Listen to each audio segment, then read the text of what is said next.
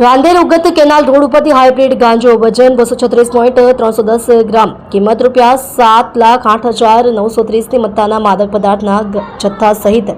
કુલ્લે કિંમત ₹8,39,130ની મત્તાના મુદ્દામાલ સાથે બે આરોપીઓને પકડી પાડી ડ્રગ્સ રેકેટનો પર્દાફાશ કરતી સુરત શહેર ક્રાઇમ બ્રાન્ચના પોલીસ અધિકારી કર્મચારીઓએ તારીખ 16/10/2025ના રોજ રાત્રિ દરમિયાન રાંદેર ઉગત કેનાલ રોડ જહાંગીરાબાદથી રેડિયન્ટ ઇન્ટરનેશનલ સ્કૂલ ઉગત ગામ તરફ જતા કેનાલ રોડ ઉપર આવેલ CC cricket culture box cricket એકેડમીની સામે જાહેર રોડ પરથી આરોપીઓ મિત્તલ ભાવેશભાઈ સિદ્ધપુરા ઉંમર વર્ષ 22, યશ ધીરજભાઈ વાઘેલા ઉંમર વર્ષ 22 નાને માદક પદાર્થ હાઇબ્રિડ ગાંજો વજન 236.310 ગ્રામ કિંમત ₹7,08,930 તથા મોબાઈલ ફોન નંગ 2